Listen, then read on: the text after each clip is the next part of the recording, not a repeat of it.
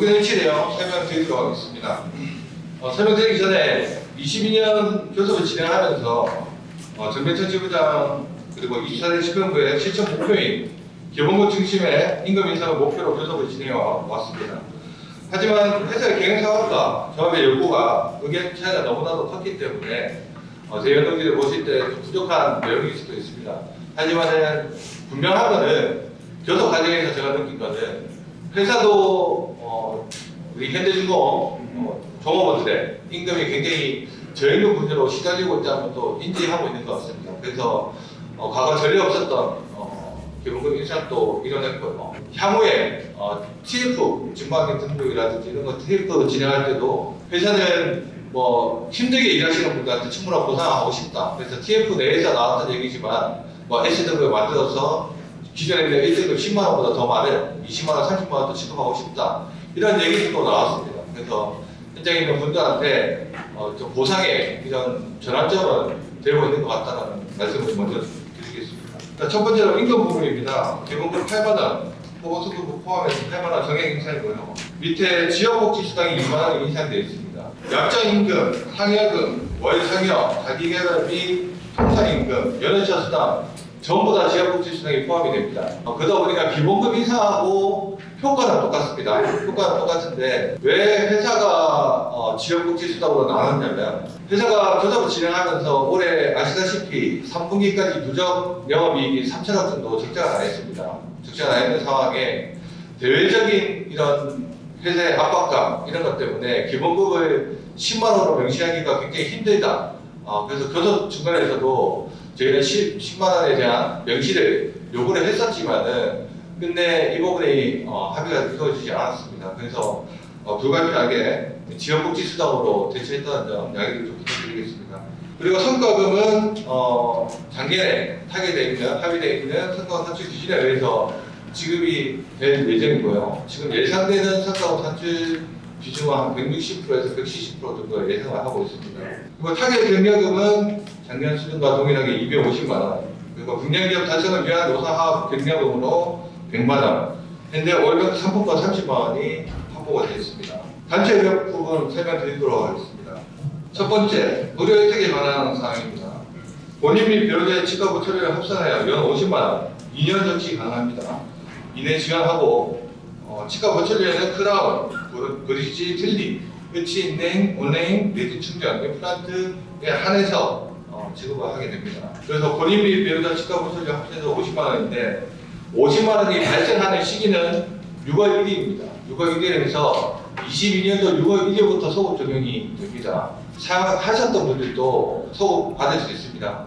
하지만 이 소급하는 절차에 대해서 아직 정확하게 확정이 나지 않았습니다. 그래서 실무 부사하고 확정 나온 대로 예를 들면 영수증을 제출한다든지 이런 절차들은 있어야 될 것으로 판단됩니다. 그래서 그런 부분들이 협의되는 대로 대연국지들하고 소통하도록 하겠습니다. 그래서 올해 6월 1일부터 22년 6월 1일부터 23년 6월 1일까지 50만 원이 확보되고요. 23년 6월 1일부터 또 50만 원이 발생됩니다. 그래서 100만 원까지 누적이 되고 사용하지 않은 3년차가 넘어왔을 때 사용하지 않은 앞전에 발생된 50만 원 삭제되고 100만 원 또 이렇게 누적되고 이런 식으로 누적이 됩니다. 그 밑에 종합검진 대상 5년 이상 근속에서 1년 이상 근속으로 변경하였습니다. 현재 만 40세 이상으로서 종합검진 대상 5년 이상으로 되어 있는데 저희 요구안에는 나이도 좀 축소하는 걸로 해서 30세 이상 요구를 했었는데 일단 나이 부분에 대해서는 협의하지 못했습니다. 그래서 분석에 대한 부분만 1년으로 축소를 하겠습니다. 2번 별도 합의서 의료 혜택에 관한 사항. 그러니까 별도 합의서에 있는 의료 혜택에 관한 사항입니다. 그래서 지금 40세 이상 조합원 배우자에 대해서 종합검진 비용이 50% 지원이 되고 있는데 100%로 상향 조정하였습니다.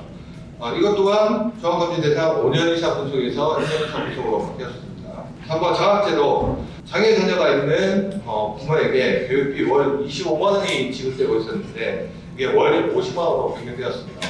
우리가 중고생 자녀 이런 부분에 대한 요구들도 있었지만 금액적인 부분에서 재원이 많이 들어가다 보니까 이번 선정합의에 참지 못했다는 점 말씀드리겠습니다. 그래서 4번 별도 합의서 주택 구입 융자 제도 지금 원금 차환 기간이 12년으로 되어 있습니다. 기본 10년에 본인이 원하면 2년 연장이 가능한데 이게 15년으로 변경이 됐습니다. 그래서 15년까지 회사가 지나면 3% 이자를 지원받을 수 있습니다.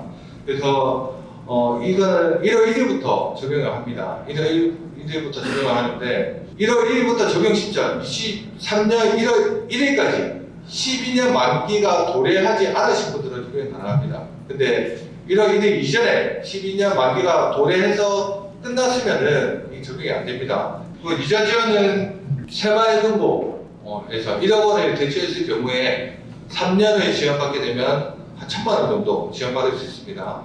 근데 보증보험료를 3년치에 대한 보험료 새마을금고 기준으로 봤을 때 100만 원 정도 납부를 해야 지원받을 수 있습니다. 그래서 우리 보증보험료를 1억 대출받을 때 보증보험료 내잖아요. 그게 12년치인데 이게 3년치를 추가로 100만 원 정도 납부를 해야 혜택을 받을 수가 있습니다. 5번 연차 7휴가, 업무의 부상, 질병, 휴직, 정해 기간 등 개인 기칙사유로 노동을 제공하지 않은 경우 소정노동일수에서 제외한다. 이게 2021년 8월 14일 대법원 판례 이후에 고용노동부 행정행정이 변경이 됐습니다. 그래서 변경 전에는 결근 처리가 됐어요. 소정노동일수에 포함하면서 결근 처리가 됐습니다. 근데 이게 소정노동일수에서 제외된다. 우리 연간 소정노동일수가 365일입니다. 365일인데 만약에 업무의 부상 질병이나 쟁의기간이 100일이 되었다. 그러면은 365일 중에 정상근무가 265일이기 때문에 연근무율이 72.6%가 나옵니다. 그래서 우리가 80% 우리 단협에 있는 100% 마감을 했을 때 10개가 나오고 95% 마감을 했을 때 9개가 나오고 90% 했을 때 8개가 나오는데 이런 것들이 참하면 되겠죠. 근데 이제 개정 후에는 업무의 부상 질병 같은 경우는 소정노동일수에서 제외하기 때문에 연간 소정노동일수는 265일이 되고 이 휴직 기간을 빼고 정상근무가 이루어졌다면은 100%다 충분한 것으로 이제 본다는 내용입니다. 그래서 기존에 있는 내용보다 우리가 연차를 보장받을 수 있도록 또 보완이 되는 이런 내용입니다. 그래서 단체 카톡방이나 이런 데 보면은 계약 아니다 이런 얘기들이 있는데 계약은 절대 아닙니다. 그다음에 복지우선시설 임의용실에 대해서는 지금 운행하지 않은 지가 오래됐기 때문에 문구를 삭제했고요. 타가소 이 문구를 직접 언행으로 문구를 변경했습니다. 그다음에 기타 내용에 휴양시설 운영을 위한 특별예산 사내근로복지기금 개최해서 20억을 출연했습니다. 우리가 보통 사내근로복지기금을 출연할 때 30억 정도 제한을 출연을 했습니다. 근데 사내근로복지기금을 사내근로복지기금법에 의해서 50%는 사용이 가능하고 50%는 적립하도록 되어 있습니다. 보통 30억을 출연하게 되면 15억 정도 이제 휴양시설에 운영을 할 수 있는데 이 금액이 적다 보니까 휴양시설이 제대로 이제 확보가 안 되고 있습니다. 그래서 경산비 형태로 20억 원을 출연하고 20억 원 전체를 휴양시설 확보하는데 사용하겠다. 그래서 지금 50%로 적시되어 있는 내용들이 충분히 우리 종업원들이 장제용품이나 이런 데 사용하는데 지장이 없을 정도로 충분히 확보되어 있기 때문에 정치보다는 5억 원에 대한 추가 제한을 통해서 휴양시설 확보하는 게 우리한테 더 유리하다고 판단했기 때문에 경선비로 출연을 했습니다. 간단하게 설명드리겠습니다. 첫 번째, 생산 기술 집중 정년 후 기간제 채용을 인원을 확대한다. 이 부분도 저희 최초 요구사항은 정년 연장이었습니다. 근데 회사 입장에서 정부의 어떤 지침 사항이나 개정되지 않은 사항에서 대기업에서 선제적으로 정년 연장을 선포하기 어렵다. 그래서 교섭 과정에서 많은 좀 고충이 있었습니다. 그래서 이제 회사가 제안했던 내용이 초탁 제도에 대해서 좀 개선을 하면 안 되겠냐. 그래서 노동조합이 요구했던 게 지금은 회사가 필요한 인원들에 대해서 초탁을 운영을 하고 있는데 이런 부분들 체크하고 본인이 희망하면 전부 다 채용해라. 그래서 생산 기술직이라 하면은 직접 생산과 간접 생산이 있습니다. 전부 다 인원 포함해서 본인이 희망하면은 건강상의 이상이 없다면 1+1 이렇게 진행할 수 있도록 2년을 확보를 했습니다. 두 번째, 노사는 현역사 노동자 처우 개선을 위해 함께 노력한다. 제가 매년 현역사 처우 개선에 대한 문구 살펴하면서 이제 단체 교섭에 대한 한계점에 대한 것들을 대신 느끼고 있는 부분입니다. 제가 추가적으로 얘기했던 것은 그러면 현역사 처우 개선에 대해서 그 계획을 요구하라. 어떤 내용들을 구상하고 있고 어떤 내용들이 지금까지 진행되어 왔고 이런 내용들에 대해서 자료를 받았습니다. 그래서 구두로 간단하게 설명드리겠습니다.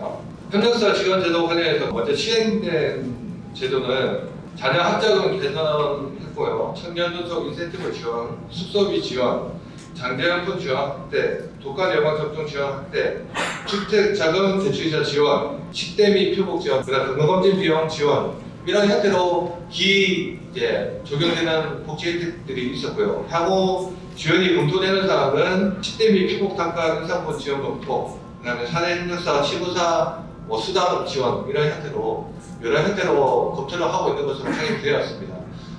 사내 협력사 초과 계산에 대해서는 비록 합의사에는 시지 못했지만은 이 사내 집행부 계속 지속적으로 관심 가지고 요구를 해야 될 사항이기 때문에 그런 부분들은 대의원들의 의견을 받아서 24대 집행부가 추진을 하도록 하겠습니다.